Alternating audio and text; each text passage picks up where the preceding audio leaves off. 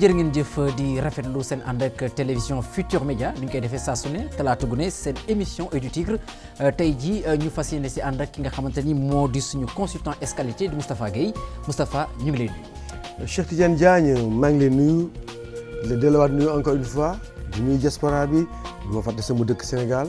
asalaamaaleykum. waaleykum salaam ayca ñu daal di soobu ci li nga xamante ni moo di sommaire bi danañu ko daal di door rek seen rubrique habituelle di métier ànd seeg ki nga xamante ni moo di Forza moom nag ab menuisier la jàppale ni kii di DJ Sidat Thioune moom mooy présenté google rubrique suñu ñaareelu rubrique ab micro trottoir la di waxtaanee mbirum lutte simple ak lutte avec frappe danañ ci ànd ak jigéenu bisi ki nga xamante ni ñoom ñoo daal di sponsorisé gile émission di banque googule suñu troisième rubrique jàppale ni résumé lutte sans frappe lay doon arène Adrien Senghor jàppale ni tamit danañu amal résumé combat yi nga xamante ni amaloon nañ ko ni ki week-end bi samedi jàpp dimanche diggante stade Demba Diop jàpp Adrien stade Iba Mar Diop jàppale ni tamit micro trottoir dañ si daal di sóobu ànd seeg ba tey jigéenu bisiki ñoom nag bi la yoon danañ waxtaani affiche bi nga xamante ni moo nar a dox ci diggante ñaari yaar ak Sandé Rep affiche bi danañ ko waxtaane ànd seeg Moustapha Guèye ñi nga xamante ni dem na ba foofu daal di rencontré ñi nga xamante ni ñoo di ñaari mbër yooyu le ñu daal di wax ci yan anam la ñuy préparé gile combat jël bi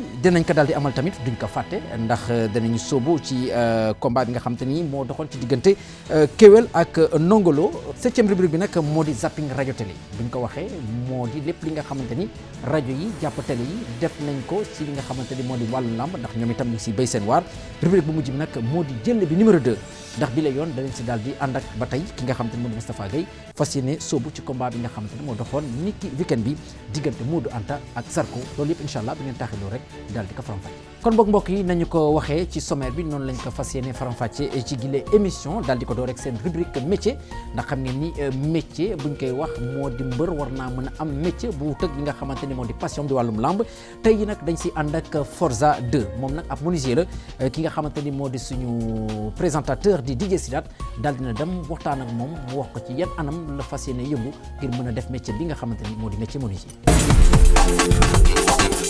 fekk ni fii dafa am ay prix fixe quoi au fait parce que gis naa waa ji fi jóge léegi waxaale ngeen mais jàllul benn instant lan mooy problème bi. bon parce que boo xoolee problème bi amuñu prix fixe quoi dañuy ñëw lal bu nekk li muy jar armoire ak salon xam nga boo xoolee lal bi prix armoire prix xam nga loolu daal nu ñuy liggéeyee quoi. parce que tamit amuñu prix fixe parce que tamit boo xoolee liggéey bi dafa xaw a métti quoi. boo xoolee sax liggéey bi nga naan importé la te or que ni du importé local la fii leen ko liggéeyee quoi. mais tamit liñ siy def moo xaw a métti xam nga bant yi dafa xaw a cher trop parce que boo xoolee tamit gis nga bu ñuy jënd bant yi coono gi ñu si daj yóbbu machine ba xam nga coono googu noonu yëpp quoi moo tax quoi mais amuñu prix fixe daal loo ñu fay daal lu ñu arrangé rek dañuy jaay quoi. bëggoon naa tuuti nga wax ma Forza lan moo la dugal d'abord ci métier bi. waaw gannaaw ba ñu sante yàlla julli si yonent bi santaat suñu ñaari waajur sant ñëpp daal képp kuy sonn ngir Forza 2 surtout waa Canal 4 parce que dañu yàgg di sonn si ñun avant menuiserie bi menuiserie bi li ñu si dugal mooy suñu papa suñu waajur bu góor menuisier la parce que mbëri am na ñu naan sax xaalisu làmb la ñu géntee wala affaire mais ñun xaalisu menuiserie la ñu géntee yow xaalisu menuiserie ne la ñu xaalisu menuiserie la ñu géntee dañ siy judd kon yow war nga xam bant de waaw bu baax a baax parce que boo xoolee 2003 ba léegi maa ngi si 2003 ba léegi nag wax dëgg yàlla yàgg na daal ñu ngi si 2003 ba tey. waaw 2003 ba léegi maa ngi liggéey menuiserie. ok. si sama atelier pap quoi mais suñu pap moo yoroon atelier bi xam nga dem ba commencé jël âge mooy li ñu naan su ma la ñaanee jàngal ma lu ñuy nappee. moom daf ñoo jàngal lu ñuy nappee. parce que tamit moo yoroon atelier bi nekkoon suñu kilifa ñu on était plus de 40 personnes. ok mais ñu dem xam nga fur et à mesure mu dem ba jël âge léegi bàyyi ñun ñoo fa nekk quoi man ak sumay grand frère ku si mel ni Ahmed Modou Diop ak gars yi nekk atelier ba yëpp daal. ñoo fa nekk ak ku si mel ni suñu kilifa ay Ngane Sarr ay Idi ay Maodo Sow ñoo ñu jàngal métier bi quoi ak suñu pap waaw tey su ma lay laaj métier bi. ana lan nga ci daj. waaw métti na nag boo xoolee cicatrice bi sama loxo sax si métier bi la bañ koy jàng mais alhamdulilah daal ñu ngi sant yàlla bu baax a baax a baax parce que suñu papa yar nañu fi mu ñu war a yaree jàngal nañu métier bi bu baax a baax a baax a baax mokkal nañ ko daal waaw on peut dire mokkal nañ ko daal ak ku si mel ni ay grand Gansar ak grand yi nekkoon atelier yëpp parce que ñun bu ñu ñëw atelier parce que xam nga rek booy Médina quoi dañ xawoon terrible tuuti xam nga concentré wu woon si jàng bi trop on était pas nag des ndulaar. waaw on était pas des ndulaar mais xam nga. jàng ci ba niveau. waaw mooy li ñu naan classe su nante xaw ma classe su mbëri. waaw dem nañ ba CM2. ah dem nga ba CM2. waaw on mooy classe su géwél yi ah. lan moo la gën a metti si sa carrière lan moo la gën a métti si sa àdduna loo xam ni doo ko fàtte ba illaa yow mi diini boo ko xalaatee mu am lu mu lay jox loolu laa bëgg a partager ak yow. dama amoon habitude nag suñuy fubal nii bu match bi tàngee suñu mënee rek dama koy tas.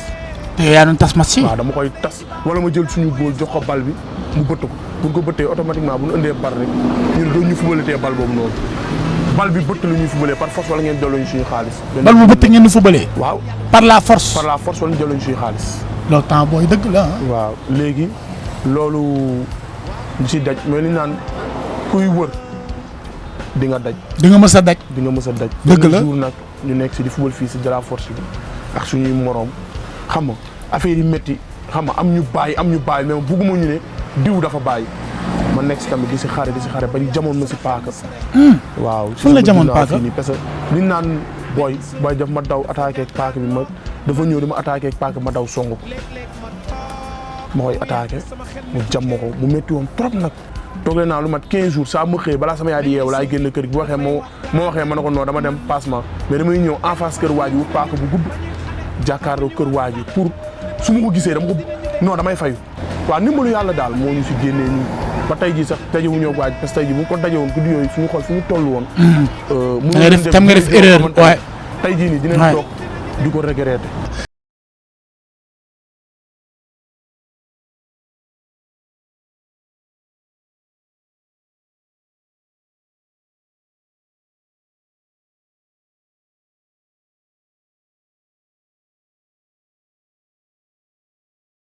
di nuyuwaale sa caméraman di grand allié.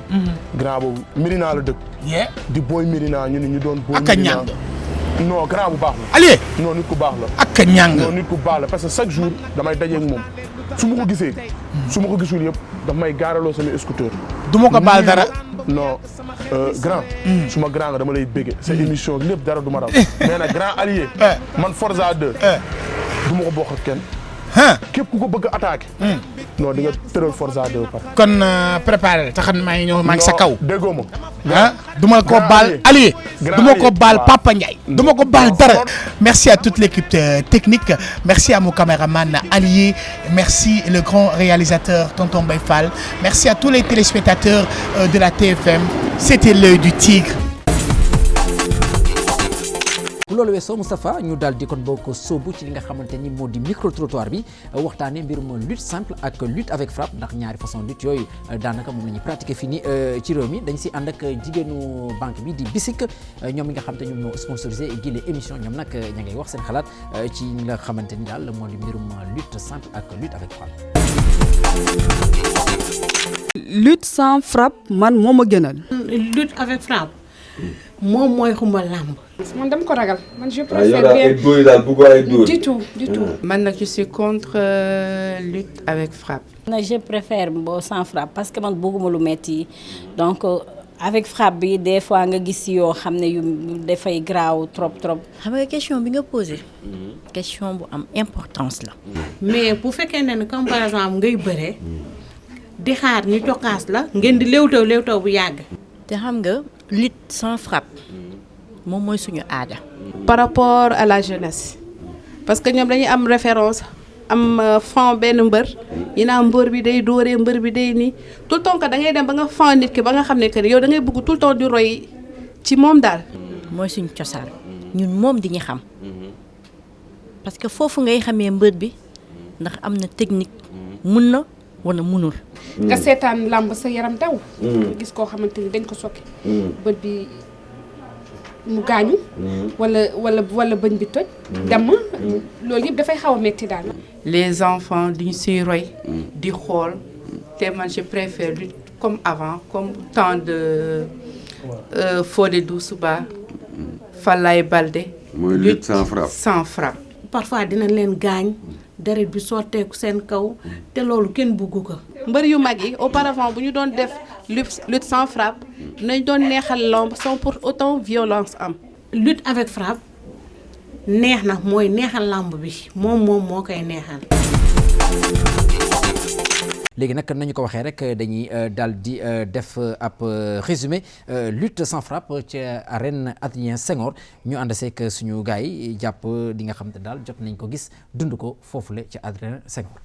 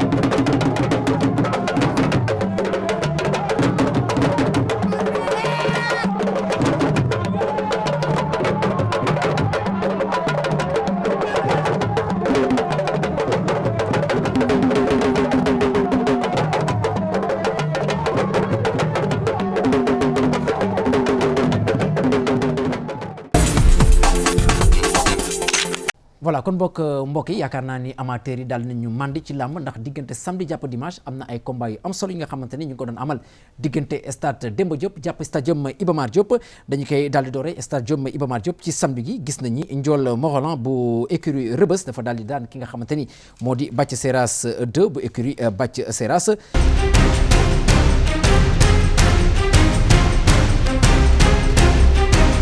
Eumeu Junior bu xam sa cosaan moom dafa daal di daan ki nga xamante ni moo di Jules Mike nekk ca Bawol mbooloo.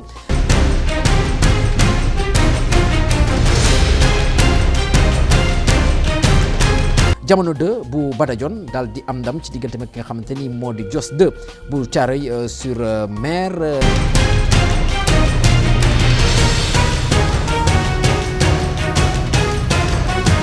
jàppale ni ki nga xamante ni moo di Aydara bu ñàngal nekk Songane Gueye ci écurie bi la daal di ne moom nag dafa daal di am ndam ci diggante mag ki nga xamante ni moo di Bébé Tyson nekk ca benn barak mbooloo.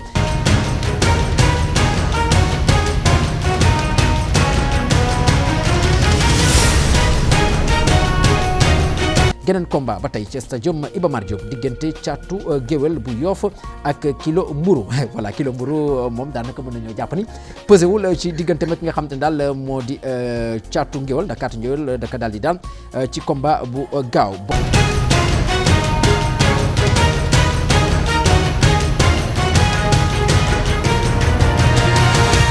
Boy Dakar bu Doudou Bakassar moom itam mujj na am ndam ci diggante mag ki nga xamante ni moo di caatu Waalo bu écurie Waalo.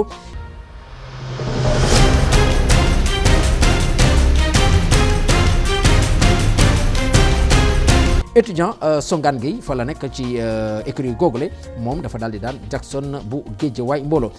moom mais Jackson dafa langaan ci kawam rek dafa bëre ci doole. étudiant daan na Jackson. Kéwal bu Bawol moom itam mujj naa am ndam ci diggante mag Ndongolo bu Sa Ñambur boobu nag moo doonoon grand combat bi diggante Kéwal ak ki nga xamante ni moo di Ndongolo bu Sa Ñambur.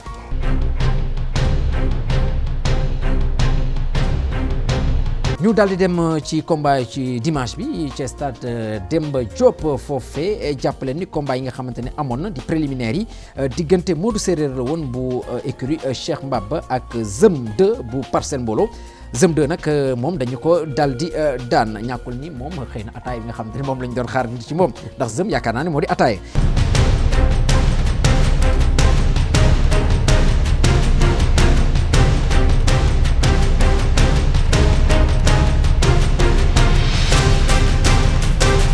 leneen li nga xamante ne mën nañ ko wax diggante Diaw 2 bu écurie Balla Gaye ak Boy Jobas bu Ndakaaru jàpp leen nag ki nga xamante ni moo di Diaw 2 bu Balla Gaye moo ci mujj am ndam.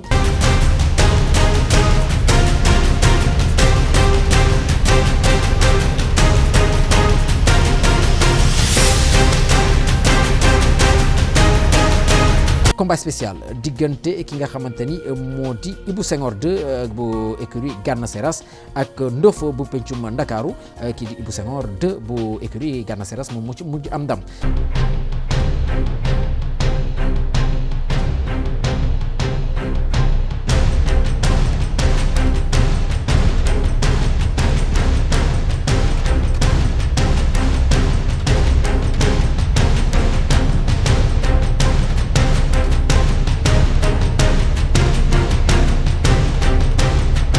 jàppale nag combat bu mag bi nag ñëpp doon ko xaar googule maanaam diggante ki nga xamante ne moo di Modou Anta bu Thiès Mbolo ak Zarko bu écurie Grand Yoff Mbolo ci stade Demba Diop combat googule nag ca mujj am ndam moo di Modou Anta te yaakaar naa ni sax dañ koy seetaan combat googu dellu si waxtaan ci bile combat ak lépp li nga xamante ne daal jot na fa feeñ ci wàllum technique ci mujjantal nag nañ ko waxee doomu Thiès gi di Modou Anta moom moo daal di fekk Zarko bu Grand Yoff fii nii ci Ndakaaru mujj kaa daan ci jël bu set wecc bu amul benn werante.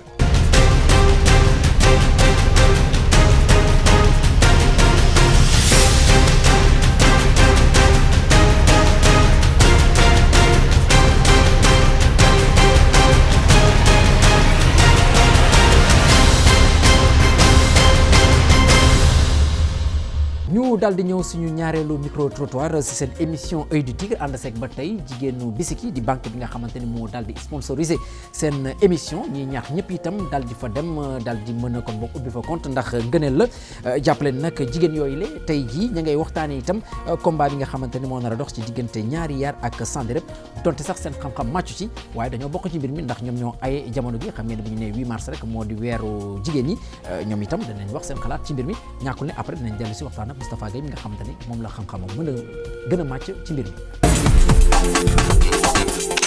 ñaari yaar Sanderep. man de am naa yaakaar si ñaari yaar. ñaari yaar ak Sanderep ay ñaari xale lañu. te dañuy nekk ci tànku wut. ñaari yaar di tuutiwul de. ñaari yaar Sanderep man lay jox favori. ñaari yaar mooy gañe. lu tax. parce que ñun jigéen ñëpp. suñuy solu. ñaari yaar la ñuy jël. man daal Sanderep laa jox favori bi. te ku nekk ci tànk bu tout le temps da ngay bëgg a am résultat. maa ngi bëgg pour kii gagner Sanderep. pourquoi.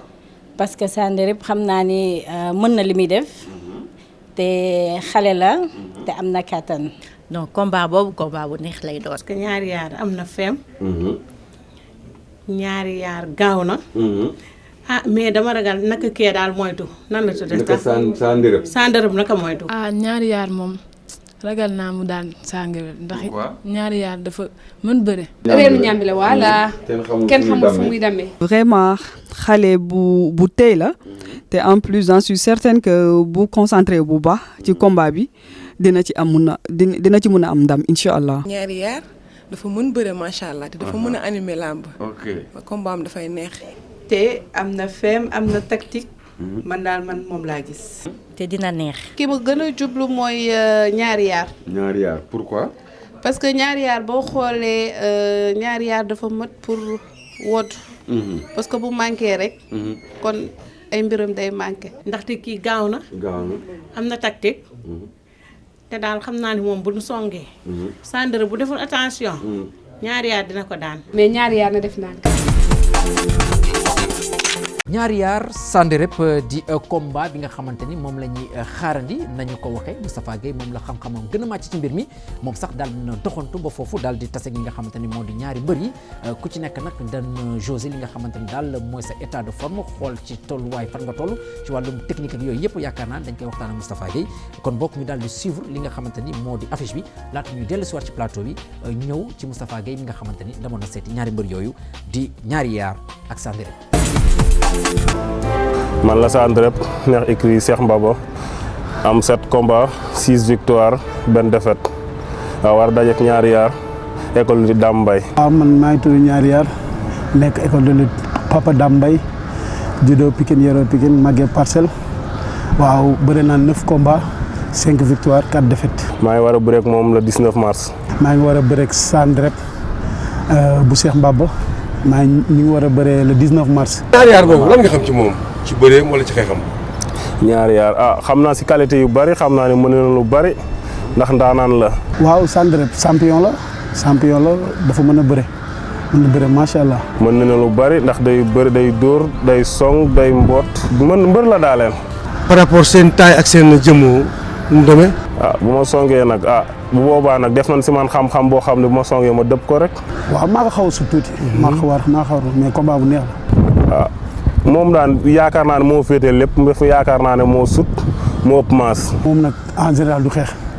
day cokkaas daw jàpp. waaw li des moom baal ma gaare ko pour bon. kon da nga bëgg a xeex ak moom kon bu xeex ak yow nag. bu xeex ak man xam kii Baye Ba mooy sama entraîneur xanaa wàcce ko rek. waaw lamb la daal lamb lu mu ñëwee rek noonu lañ koy bëri parce que damay nekk ci ay loxo ki ci mel ni Neka Dame Kérépin Moussa Mal ak Jean Menke ñooñu yor. maa ngi am wér dara métteetut ma si àdduna bi ndax ginnaaw maa ngi am jàmm am salaam manqué wu ma dara sama papa ak may defal lépp lu war si man ak samay tante samay yaay tante Awa Sarr ñoom ñëpp samay entraîneur bëgg ma lool waaw samay am di jàmm ñoom Bala Lourin bébé Julleen bëgg ma lool kon xam naa dara métteetu ma. di gërëm suma gars yi ma àndal ñëpp. waaw di gërëm sama mag Papa Laay maa ngi koy gërëm bu baax Ndioro Binta fukki famille Payen Pape Momadou ñëpp maa ngi leen di gërëm Pape Mbaye Abdou Fall waaw maa ngi sant di leen gërëm di ñaan yàlla suñu borom may ñu ndam le 19 mars. Moustapha yaa demoon ci mbër yi dellu si ana lan nga ñu indil tey jii. li may indil moom mooy ñaari mbër yoo xamante ne Cheikh Tidiane kenn ki nii la toll kenn ki toll nii dafay nekk combat boo xamante ne dafa ñëw bu ci David contre Goliath. mais ñu gis ne kon ñu tàmbalee ci mbër mi nga xamante ne mooy ñaari yaar leader d'expérience la. kan moo ci David kan moo ci Goliath. ñaari yaar moom mooy David Goliath moom mooy Sandré Rep. ki nga xamante ne moom mooy ñaari yaar dafa nekkoon écurie côté Pikine un lutteur boo xamante ne ñëpp dañu amoon ci moom yaakaar bi nag tasul le fait que mi ngi dund ba revenir dans l'arène bëri si waat parce qu'il est grand de taille ba pare am gabarit mais nekk aussi un grand frappeur mun dóor mun bëre am ay temps dañ ko séntu ci mu génn ci benn loo jékki-jékki rek un moment donné mu sombre commencé perte ay combat parce que dafa jékki-jékki jël masse bu énorme boo xamante ne daf ko empêché mu exprimer wu donc mooy li ñu xale yi rek tout le temps rek ñuy conserver li nga xamante ne moom lañu moom seen forme naturelle bu ñu koy conserver rek du ñu am benn problème la majeure partie 90% yi mbër yi am problème ci lamb yëpp dañoo conserver woon rek pratiquement booy xool seen forme naturelle donc dañuy bëgg na expliquer ne aussi mbër boobu nga xamante ne mooy ñaari yaar fa bokk ci mbër yi nga xam ne dafa jékki-jékki rek rëyoon rëyaay boo xamante ne empêché na ko mu évoluer boo am ci ay tolof yi mu nekkoon ay perte ay combat ba aujourd'hui mu amaat chance u rattrapé ci ki nga xam ne mooy Sandré Rep Sandré Rep nag mu ñëwee gis ko à l'entraînement daf ma jox genre mbër bu mel ni Cheikh Mbaba moom la àndal sax ci les entraînements Cheikh Mbaba bokk na sax peut-être ñu ma jàngal bëri ñu ma jiitu Cheikh Mbaba der la woon exactement woon ma samay premier pas à l'équipe nationale moo ma ko tette ñu ànd ci avion yeeg tukki fu nekk mu nekkoon mbër mu gaaw ci riñaan mbër mu mën a bot avantage moom mu nekkoon riñaan Cheikh Mbaba mbër mu gën a gaaw ci riñaan Sénégal gisuma ko tey ji bu dee ma bayre écrit nag di tàggat ay xale mu gis ko tolloog moom ba pare Cheikh Mbaba indi ko ànd ak moom ci entraînement yi ñu def diriger entraînement yi moom Cheikh Mbaba da gis ci image yi moo ko diriger fu mu commencé ba fu mu jeexale et donc nag damay séntu ne combat boobu ki nga xamante ne moom mooy Sandré Rep booy xool moo gën a nekk en forme physiquement bi ma leen testé loolu tamit dafa jar di wax trop bu ñu demee ci xale yi expliquer ne kii seet nañ ne il était moins essoufflé que l'autre wala kii moo gënoon gaaw wala kii moo gënoon vif yooyu yëpp tamit dañ ko ci tëkk gis nañu centre daal mbër la boo xamante ne mbër muy dem à l'attaque la mbër mu ñeme accrochage la donc loolu lañ gis ci ñaari combat yi nga xamante ne moom mooy diggante Sanderep ak ki nga xamante ne moom mooy ñaar yaar bu école de lutte Alaaji Dambay yàlla na ko yàlla yërëm. kon boog mën nañoo jàpp ni combat bu indécis la ndax ñaari mbër yi ku ci nekk am nga li nga xamante ne mooy sa force am itam li nga xam ne mooy sa faiblesse te ku ci gën a tey rek am nañu yaakaar ni jile combat moom moo ci war a gën a mën a am ndam kon boog surprise bi tey jii moo di li nga xam te moom lañ leen tegal du ma ci débat nag dañ ko suivre. Moustapha gis nga gars yi ak seen i ñele yu bees yi nga xamante ni indi nañ ko. mais Moustapha lii neex na Moustapha. mais c'est ça la TFM on a des monteurs yoo xamante ne c'est des jeunes yu bëgg exprimer wu. parce que nit ki tam fi nga yem boo fa yem toujours rek dafay njaw dee xambin donc ñi yàlla boole ñu liggéey ñoom ci kër gi fii chaque fois rek les techniciens vraiment kenn du leen gis seen tur la ñuy dégg les hommes de l'ombre mais liggéey bi ngeen di gis mu rafet yëpp ngeen koy seetaan ba mu sedd seen xol ñoom ñoo koy def ñun ay meuble rek lañu mais en plus man li ma neex ci yëf yi sax moom mooy ça m'aide un peu à m'entraîner ça bu ma demee salle d'entraînement dem nañ fi ay Thiès dem fi ay Mbour à l'intérieur du pays parce que tamit loolu la ki nga xamante ne mooy le père fondateur groupe IGFM ak tout ce que vous voulez loolu la bëgg ñu dem au fin fond du Sénégal dinañ dem Tamba dinañ dem Niokolo-Koba fépp foo xam ne mbërë nga fa ñu xam ne am nga combat war a bëri nañ fa dem ànd ak yow dafa yow li ñu affiche mooy lu bees bi nga xamante ne nag dañ ci miser à 1000% pour ñu ràññee mbëri ñi ci gën a taamu nag moom mbëri nga xamante ne nekk guñu au sommet ku nekk au sommet soxlatoo lu bari ñi nekkul au sommet lañ bëgg a jël tëll leen feeñ leen xool seen entraînement te nag ñooñu ñu mu ci gën a nekk ñoo encore c'est-à-dire mooy dañuy nangu loolu def loolu ñu def ko loolu wax loolu ñu wax ko donc yooyu c'est très important le temps que ñu nekk grand champion man maa ngi ci àndaale ak ñoom sax ba gis ngeen temps yi ni ma mel gis ngeen ne temps yi macha allah tant que maa ngi ànd ak ñoom di liggéey rek damay commencé fondre sama muscle di commencé génn donc maa ngi leen di remercier yéen mbëri yi nga xamante ne maa ngi ñëw ci yéen di ànd ak yéen ci li nga xam ne mooy affiche ngeen may pousser di ma xëcc di ma diri ñenn yi sax dañu may soog di ma bëriloo boo ñaa fekk na ma ne ma dërëj xaw na maa rey jour bi ma koy filmer tey jii rek Eumeu Sène may tourné ji ak le lutteur Tyson 2 dafa ñëw song ma bëggaloo ma ba sama produit di bëgg a xotteeku nga xam ne kon ñoom fi ñu ma fekk rek mais song bëggaloo ma prochainement booy dem foog ñu ànd dama ci kontaan trop sax pour def ak ñoom yooyu suróofoo ak ñoom wëndeeloo ak ñoom ñu bàyyi ma noyyi dama ci kontaan trop vraiment nag lii ma gis nii moom macha allah rien à dire. voilà mi ngi nii cadeau bi nga xamante ni désormais di ngeen ko gis ci seen émission Œil du Tigre moom lañ jël daxañ ko ci biir ngir fexe kon bokk nos téléspectateurs yi gën a bëggee te buñ ko waxee itam nañ ko waxee rek moo di techniciens yi ñoom ñoo def liggéey gu am solo gi di jaajëfal Abdoulaye Diouf ak Moussa Sène yi nga xamante ni ñi ngi fi di liggéey suba ba jant soo ngir fexe kon bokk na ngeen amee de très belles images dem à l'intérieur du pays pour permettre donc à tout un chacun ngeen mën a am li nga xamante ni mooy ngëneel ci wàllum lamb fii nii jaarale ko ci Œil du Tigre ci télévision Futur Média. Cheikh Tidiane. waaw Moustapha. ñaari xale yu discipliné ñaari xale yu yaru ñaari xale yu concentré seen liggéey. à chaque fois boo duggee seen bureau. da ngay fekk ñu toog jàkkaarloo seen caméra. duñ ko quitté mukk tant que demuñu pause. duñ ko quitté mukk tant que wàccuñu. loolu la ñu dee xale boo xamante ne dafa bëgg émerger jëm de l'avant. la ma lay wax moo di liggéey ñàkk jëriñ ma nga noonu kon bokk ñu daal di sóobu si suñu rubrique bi di jël bi tey ji nag daanaka ñaari jël bi la ñuy def bu njëkk bi nag diggante kéwél la ak ki nga xamante ni moo di nongolo loolu nag dañ say ànd ak suñu consultant escalité di Moustapha Gueye ndax yaakaar naa ne fii la gën a mën Moustapha bismillah ma nga noonu yaakaar naa ni combat gi leer ndax faqat bi nga xam ne moom la doon jéem a tenté moo ko mujj lor exactement faqat bi mu tenté ni mu ko tenté dafa xaw a des parce que booy faqat nag mënoo sukk sa benn oom booy faqat da nga def un pas en arrière tirer ton adversaire mel ni ko koy xaw a noojuwaale mais boo sukkee sa benn oom rek jege suuf bu la waa ji mbaara yéeg sa kaw rek da nga déséquilibré ndax sa charge yi ngay jël yow ak charge am mu doon poids bu ëpp ci yow bu boobu doo mën a bouger da ngay dem rek mujj daanu loolu mooy li nga xamante ne moo dal Ndongo Lo mais ñaari mbëri Cheikh Ahmed Tidiane li ñu ci mën a wax moom mooy démérité nañu bëri nañ ci discipline bëri ci respect àndandoo bëri ñoom ñaar ñëpp bëri Ndongo Lo nag moo gënoon a bëri mouvement c'est normal moo gënoon oyof mais nag finalement rek gis nga ne doolee mën dëgg comme ni ñu koy waxee ci combat bi ñu jógee nii. voilà kon mbokk yi émission bi xam ngeen ni dafa am sponsor leader moo di BICIC banque bi nga xamante ni moo fi nekkal askan yi di leen jàppale ci lépp lu nga xamante daal ñu ciy yëngu kon mbokk dañuy daal di def benn page publicitaire daal di dellu si waat ci plateau bi. voilà dellu si waat nañu ci plateau bi gannaaw publicité bi nga xamante ni ñu ngi ko doon def ànd seeg waa BICIC daal di soobu ci li nga xamante ni moo di zapping nag buñ koy wax moo di dafa mel ni nga toog sa kër rek yore sa télécommande di zappé bu la neexee nga dem télé bu la neexee nga dem rajo donc loolu moo di concept cette rubrique bi di zapping dañ si daal di kon bokk sóobu def le tour d'horizon en tout cas rajo yeeg télé yi pour xool exactement lan moo jot a xew ci li nga xam te ne moo di wàllum làmb. On a félicité pour hier cet événement qui rendre grâce à Dieu pour rappeler les compagnons qui disparaissent au niveau de Barsaq. Qu'est-ce qui s'est passé entre CNG de lutte et Télévision nationale et Pamouchi d'abord?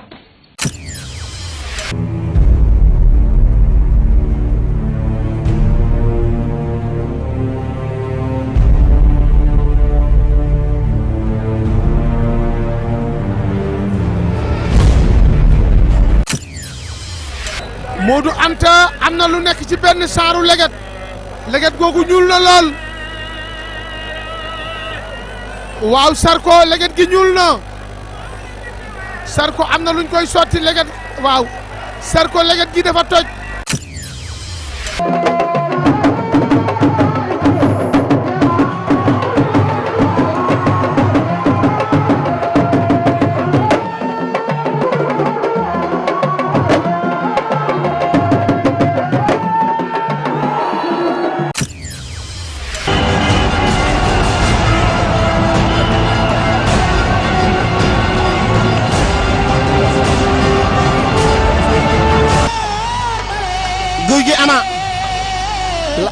guy gi ama ñoom ñaar songoon nañu guy gi ama bëgg na koo xar guy gi doon na ama bëgg na koo xar guy gi bañ na wéyale na ko guy gi bañ ma ngay jàpp ca tànk téere ba.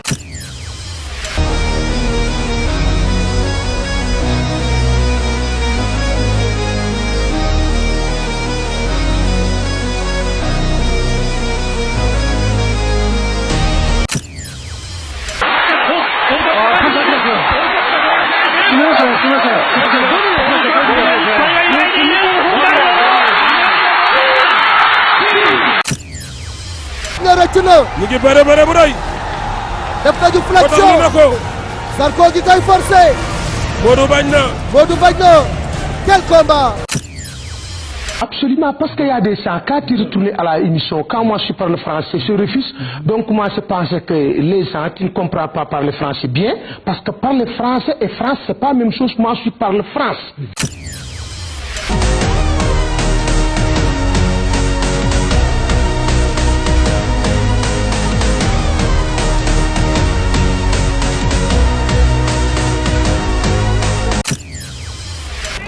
ñaari poids lourd lañu.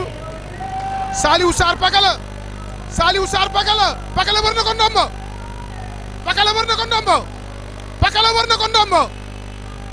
war na ko ndombo Pakala daan na Saliou Sarr.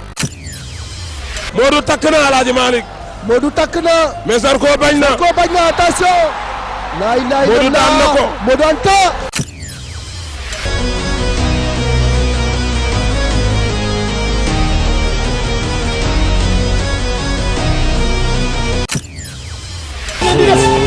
lii ñuy bëre guy gi ama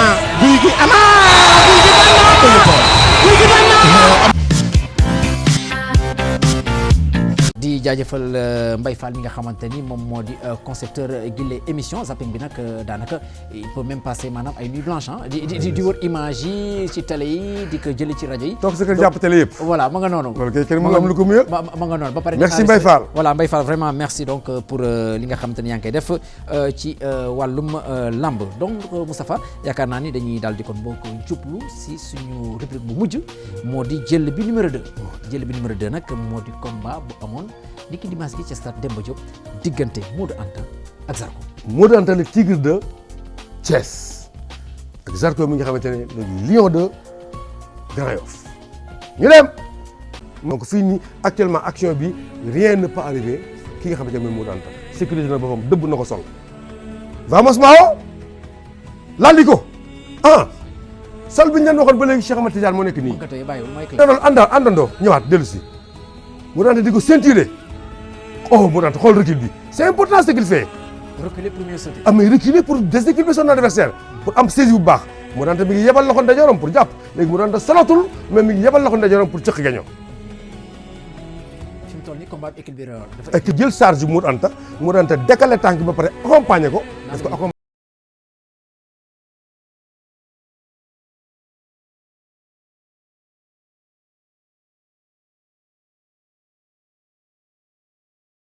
xam nga nag Moustapha ëllëgu combat forcément dana am ay commentaires par rapport ak ki daan ak ki daanu tey jii gis nañu ni ki nga xamante ni moo di Modou Anta daal dina am ndam ci kaw Zarko Modou Anta ndam bi nga xam ne am na ko ci kaw Zarko fan la ko war a mën a yóbbu Zarko defet bi nga xamante ni am na ko ci diggante ak Modou Anta fan la ko war a mën a yóbbu. exactement boo seetloo sax seen taarix ñoom ñaar Modou Anta dafa jóge ci am defet Yékini Junior ñëw rattrapé wu ci Bac Seras Zarko jóge ci defet ci ki nga xam ne mooy Siteu ñëw moom itam rattrapé ci Bac Seras ñoom ñaar làmb boole ñu bëri Modou Anta ñëw nag am victoire donc Modou Anta tey jii dafay lorñe ji ñoom Boy Niang ñoom Ama Baldé ñoom Ama Neex ñoom am na benn catégorie bu ñoom Sa Thiès ñoom Gouye Gui parce que tamit ñoom seen carrière ñoo àndandoo woon te Modou Anta aussi il a fait énormément de combats dafa bari combat di jóge région di bëri si Dakar donc ñu ngi fi daan aussi bu ñu leen di lim duñ fi jógee pour ces gars yi nga xamante ne ñi ma lim daan na leen ñoom itam daan na ñooñu donc tey jii Modou Anta war na munul nag jeexal ñooñu ñëpp il faut que mu am chance su jóge fi mu nekk monter benn escalier fekk si ñi ma lim léegi nii làmb fekkente dong la. ah nangoo bañ a bëree fi ne rek mais mooy am na promotion. daan na mbër bu naqadee daan. kon su ma la déggee daanaka moom mi nga xam moo di Modou Anta mu ngi ci antichambre VIP. mais exactement ma ngay fëgg buntu ba pour mën a dugg. ma ngay fëgg buntu ba est-ce que dinañ ko may nañ ko ubbil may ko mu bëri ji parce que région la représenté te day def ci biir bëri da ci def fulla da ci def fayda da ci def son va tout encore en signalant que ne combat bi li tax mu yomb gën a yomb ci moom nii bu éprouvé wul sonnul mooy il était en contact avec Bombardier dafa migré jóge Thiès dem fekk Bombardier Mbour liggéey ak moom ay 3 mois donc si jàppanteeg ki nga xamante ne moom mooy Zarko effet bi du métti trop parce que Bombardier c'est dans les 150 kilos soo bëreeg moom di bëreeg moom ba sa yaram nooy boo dajee koo xamante ne dans les 110 lay nekk 115 kilos da ngay am benn avantage bu ndax moo tax c'est important les contacts ñaari mbër yi da ngay gis ne dañoo contact ba seen yaram yi wow koŋ action bu ñu def rek seen muscle na cay génn loolu nag la ñu soxla ci xale yi loolu la ñaari mbër yi won léegi nag su fekkee dama bëgg a ñëw ci Zarko Cheikh Zarko kat dafa jóge ci victoire ci défaite am victoire ñëw tegaat défaite dafa war a reféeraat encore dafa war a gën a xoolaat comportement am gën a améliorer entraînement am gën a xool stratégie de combat am c'est un leader nag moom day bëri traditionnel di bëri frappe ku bëgg mbapat la moom tamit moo tax boo gisee ñaari mbër yi xeexuñu ñoo ñëw rek mbapat 10 minutes de palpe yu métti lañ bëri yoo xamante ne Zarko tantôt mu dugg tantôt mu génn tantôt mu bëtt mais ce jour là démb dangay gis ne kon ñaari mbër yi ku ci nekk mun daan sa morom jiw a fekk nag Tigre de Thiès daan na ko mais yàqalul ba tey dara ki nga xam ne mooy Zarko parce que ku nit ñi bëgg la ku fair play la ku bëgg combat bu am kaani la benn athlète foo ko fekk day ñëw pare boo ko xoolee mu dox da nga gis ne kii léppam pare na et puis def na effort du tukki def ay entraînement ñëwaat pour améliorer parce que xam na ne ki muy dajeel benn këx la mu ñëw vraiment imposer rythme moom jusqu'à perte combat am donc Zarko yi dafay stagné ci benn place. mooy la waykat ba doon wax rek moo daanu mel ni ku daanu. mais du genre voilà démérité wul parce que dem na ci combat bi def ci lu mu ci war a def ci fulla beeg fayda bi du woon bésu ndam ci moom donc je pense que aussi am na ay perspectives yi nga xam ne ba tey war na ko mën a ubbil moom mi nga xam ne moo di Zarko bu Grand Yoff. très bien Zarko bu Grand Yoff moo aussi am na beaucoup d'adversaires kenn mënu ko wàcce parce que yéeg na ba pare donc les promoteurs attaqué ji leen ki nga xamante ne moom mooy Zarko wutal ko un combat fii ak fin de saison mu mën a rattrapé waat Modou Anta ñu wutal ko combat aussi fii ak fin de saison mu mën a confirmer dina dugg ci cour boobu nga xam ne moom la ñu wax la cour des grands loolu rek moo fi nekk ñaari mbër nag bu ñuy bëree soit ki day daan mbaa kii daan ki war a daan ki war a daan na du tere ñu war defar jiwaat rek ñëwaat bëri jiwaat. kon boog Moussa ñi ngi tëj émission bi nañ koy waxee rek lu neex lu doy dañ koy topp dem ba beneen yoon xam naa dañuy joxante rendez-vous mardi prochain si seen beneen numéro Oeil du Tigre jërë ngeen jëf si teew. salaamaaleykum wa rahmatulahi taala wa barakaatu. ngir tàmbali 5e saison bi TFM ak Oeil du Tigre moo leen di may lu bees dàq si seen rubrique seen champion.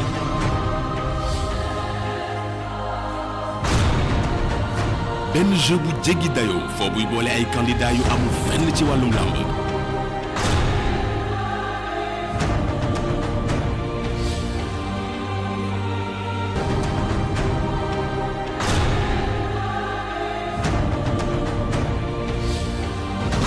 ay neexal yu dul nag ñu ngi leen di xaar ci jeu boobule lu kenn mësta gis ci wàllum làmb. Oeil du Tigre seetaan leen ak xel bu dal.